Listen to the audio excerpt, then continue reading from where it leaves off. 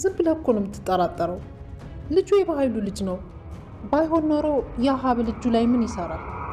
ሰላም ሞኛቱ ልጅ ይሄ ሀብል የእውነትም የእናት ሊሆን ይችላል። ያ ማለት ግን ልጁ የበኃይሉ ልጅ የተናገረው እውነት ነው ማለት አለ። በጣም ቀላል ነገር ነው። ሀብሉን በኃይሉ ሊሰጠው ይችላል አይችልም? እሱማ ልክ ነህ፣ ይችላል። ሁሉንም ነገር አፈረሱ። ስለዚህ እሱ የሚልሽን ብቻ እየሰማሽ አትሸውጂ። ልክ ነህ። ምናልባት ሆን ብሎ ሰው ልኮብኝ እንዳይሆን። አዎ አንዳንዴ መጠራጠር ያስፈልጋል። ግን ደግሞ የእውነት ልጁ ቢሆንስ? ምናልባት አዎ። ግን ምንም ግን ብሎ ነገር የለም። በቃ መጠራጠር አያስፈልግም። ላይሆን ይችላል ብለን እንዳሰብን ሊሆን ይችላልን ብለን ማሰብ አለብን። ስለዚህ ልጁን በደንብ እከታተለዋለሁ። ማጣራት ያለብኝንም ነገር ካለ ሁሉንም ነገር አጣራለሁ። ከዛ በፊት ግን ምንም ነገር ማድረግ አልፈልግም። ሰላም፣ እኔ ምንም እንድታደርጊ ሳይሆን እንድጠራጠሪ ብቻ ነው። ሌላው ነገር ደግሞ ቀስ ብሎ ይደርሳል። አዎ የውሸት ታሪክ ከሆነ መቼም ተደብቆ አይቀርም። አንድ ቀን እንደርስበታለን። እኔም ከጎንሽ ነኝ ሰላም።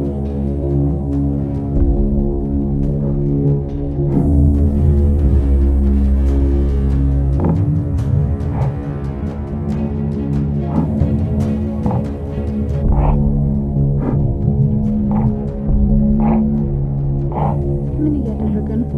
ምንድነው ተደብቆ የሚሰማው? አመሰግናለሁ ሳ የእውነት ጥሩ ሰው። አይኔን የከፈትክልኝ። ምንም አይደለም፣ ግዴታ እዚህ ያሉት እኮ እናንተ ለመጠበቅ አይደል?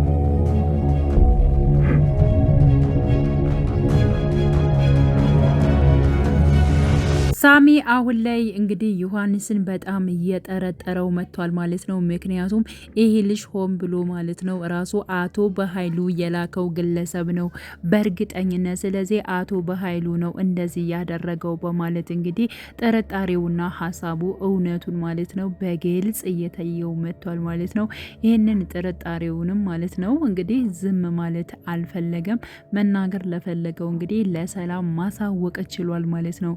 በእንደዚህ አይነት መልኩ እንዴት እሱን ልታምኚው ቻልሽ በማለት እንግዲህ እንዲሁም ስለ ዮሐንስ ነግሯታል ማለት ነው። ምክንያቱም ይህ ግለሰብ ራሱ አቶ በኃይሉ በእርግጠኝነት ይህ ሚስጥር አንቺና ራሱ አቶ በኃይሉ የምታውቁት ከሆነ በእንደዚህ አይነት መልኩ ደግሞ ሰላምን አጠቃታለሁ ብሎ አስቦ ይሆናል።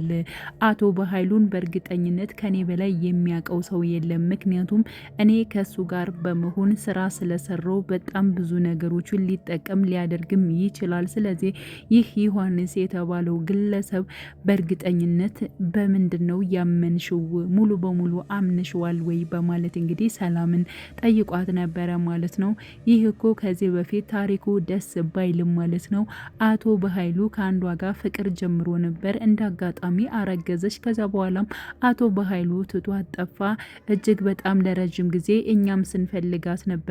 አሁን በራሱ ጊዜ ደግሞ ፈልጎ ቤተሰቦች ብሎ መጥቷል በማለት እንግዲህ ሰላምም ተመልሳለች ማለት ነው።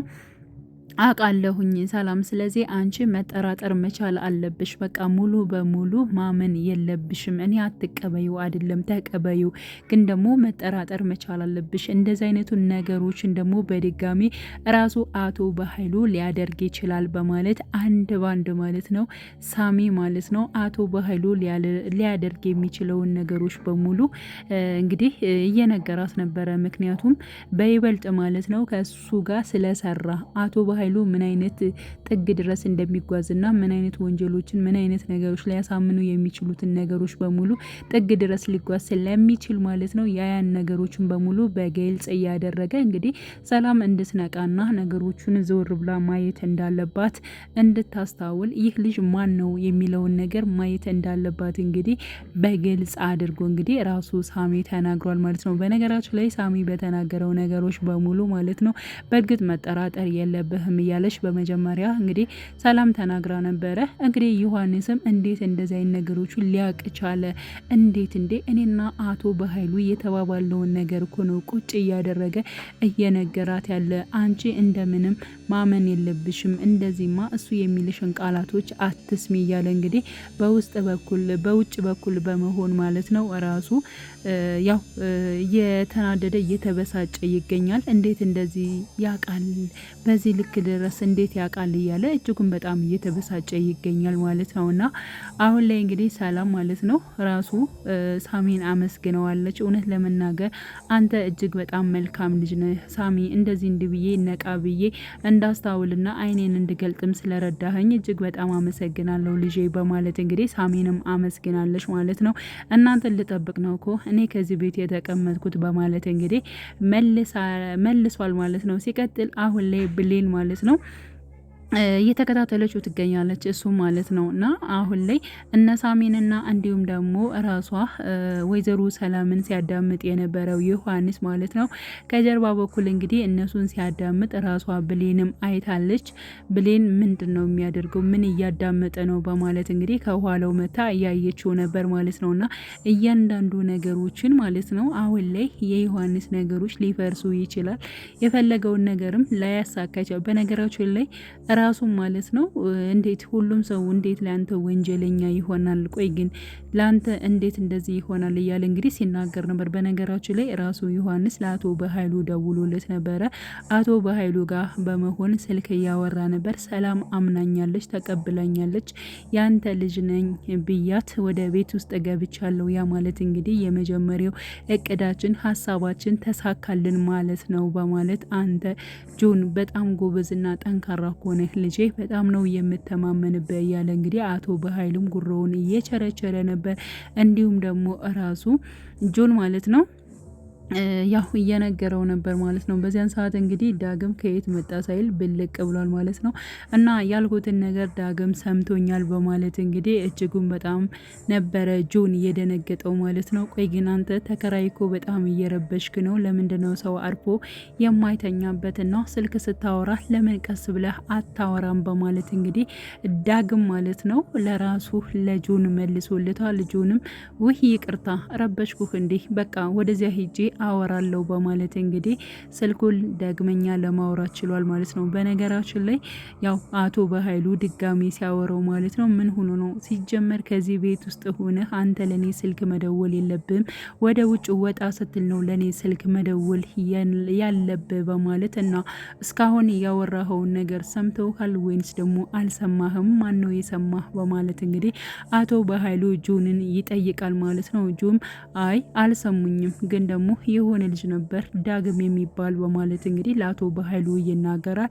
አቶ በኃይሉም እሱም የኔ ጥላት ነው በማለት እንግዲህ ለጆን ሲናገር ቆይ ግን እንዴ ጋሼ ሁሉም ሰው ያንተ ጥላት ነው እንዴ የሚሆነው ምን ለማለት ነው? በማለት አይ የሱን ነገር እንኳን ቀለል ያለ ነገር ስለሆነ ችግር የለውም፣ አንተ ግን አሁን ላይ ማድረግ ያለብን ነገር አድርግ። ሲቀጥል ደግሞ ከዛ ቤት ሆነ ከቤት ሳታወጣ ስልክ አትደውልልኝ፣ ከቤት ስትወጣ ነው ስልክ መደወል ያለብህ፣ ነገሮችን በጥንቃቄ ማድረግ አለብህ በማለት እንግዲህ ጆንን እያስጠነቀቀው ይገኛል ማለት ነው። ጆንም አሁን ላይ ማለት ነው ምንም አይነት ነገር ወንጀል ሰርተሽ ባይሆንም ግን ደግሞ ጥላቶችን የምበቀልብሽ ባንች ነው በማለት እንግዲህ ብሌንን ለመግደል ማለት ነው እያሰበ ይገኛል ማለት ነው። ይህ ነገር ይሳካል አይሳካም የሚለውን አብረን የምናየው ይሆናል። በእርግጠኝነት እንግዲህ ሳሚም በበለጠ መልኩ ትኩረቱን ከራሱ ከጆን ላይ እንደሚያደርግ ለራሱ ቃል ገብቷል። ምክንያቱም በእርግጠኝነት በደንብ እከታተላለሁ፣ ይህ ሰው የሆነ ቦታ አውቀዋለሁ፣ ግን ደግሞ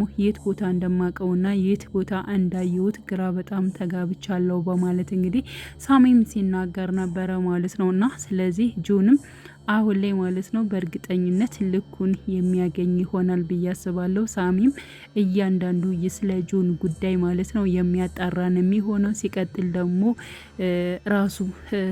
ራሱ ዳግምም ማለት ነው ስለ ጆን እያሰበ ግን ማን ነው ደግሞ ይሄ እንዴት ሊሆን ይችላል? እንዴት ወደዚህ ቤት ገባ? እያለ እንግዲህ ያው የአክስቴ ጋ ነው የመጣሁትኝ እንዲሁም ደግሞ የሰላም የወንድሟ ልጅ ነኝ በማለት እንግዲህ ለዳግም ተናግሮ ነበር። የማን ልጅ ሊሆን እያለ እንግዲህ ዳግምም እያሰበ እያንሰላሰለ ይገኛል ማለት ነው። በነገራችን ላይ አሁን ላይ ብሌን ማለት ነው ሳሚን ያው ልተውም ወይንም ደግሞ ልቀርበው እንዳልተውሽ ነው እንግዲህ ልቧ ሲነግራት የነበረው። እንዲሁም ደግሞ ውስጧ ያላትን ነገር በሙሉ ለሳሚ ስትናገር ነበር።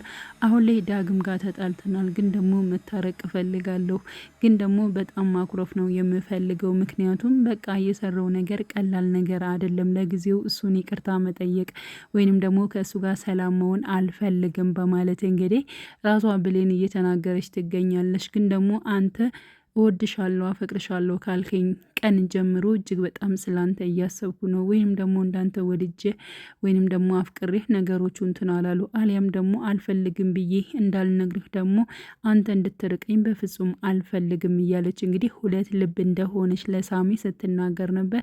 እኔ ምንም ነገር አይከፋኝም፣ ችግር የለውም ብሌንዬ፣ አንቺ ደስተኛ ሆነሽ ማየት ነው የምፈልገው በማለት እንግዲህ ሳሚም እየተናገረ ይገኛል። እና እውነት ለመናገር እኔና ዳግም አንድ ላይ ስንሆን አንተን አይከፋም እንዴ በማለት እንግዲህ ብሌን ጠይቀው ነበር ሳሚን።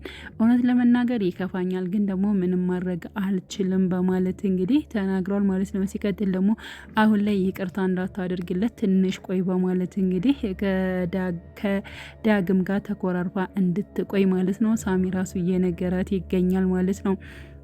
እና አሁን ላይ እንግዲህ የወይዘሮ ገነት ጉረቤት የሆነችው ከዚህ በፊት እንግዲህ የአቶ በኃይሉ ጋር ስትሰራ የነበረችው ከዚህ በኋላ ስህተት መስራት የለብኝም እንዲሁም ደግሞ የራሴን ጓደኛዬን አሳልፌ መስጠት የለብኝም ብላ ያሰበችው የወይዘሮ ገነት ጓደኛ ማለት ነው አሁን ላይ በአቶ በኃይሉ እጅ ትገኛለች ማለት ነው።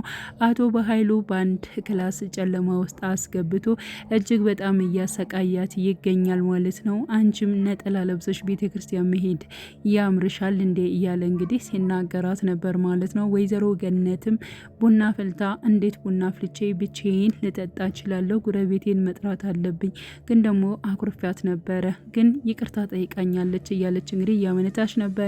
እንዲሁም በጉረቤቷ አልጨከነችም። ከዚያ ሁሉ ነገር ያዳነችኝ ነፍሴን ያተረፈችኝ ራሱ እኮ እሷ ነኝ፣ ስለዚህ መጥራት አለብኝ በማለት እንግዲህ ወደ ቤት ስትሄድ አታታለች። እንዲሁም ደግሞ ስልክ ደውላላት ነበር፣ ስልኳንም አታነሳም። ስልኳ በሚደውልበት ሰዓት ላይ እንኳንም ስልኬ ጠራ፣ ስልኬን ሲጠራ አንስቼ እንግዲህ ያለውበትን ቦታ እናገራለሁ በማለት ወስና ነበር። ግን ደግሞ ስላሰራት አቶ በኃይሉ ምንም አይነት ነገር ብትንፈራገጥ ስልኩን ልታነሰው አልቻለችም። እና በዛ መልኩ ማለት ነው ወይዘሮ ገነት ምን ሆነች፣ ጉረቤቴ፣ ጓደኛዬ፣ ወዳጄ ምን ሆነች እያለች እንግዲህ እየተጨነቀች ትገኛለች። እንዲሁም ደግሞ ቃል ማለት ነው ስራዋን እየሰራች ትገኛለች። ከዚህ በላይ መድከም የለባትም ማረፍ አለባት ትተኛ በማለት እንግዲህ ቃል እንድታርፍና እንዲሁም ደግሞ እንድተኛ ራሷ ወይዘሮ ገነት ስራዋን እየሰራች ትገኛለች ማለት ነው። እንግዲህ ቀጣይ ፓርት ምን ሊፈጠር ይችላል የሚለውን ነገር አብረን የምናይ ይሆናል። ውድ የቻናሌ ተከታታዮቼ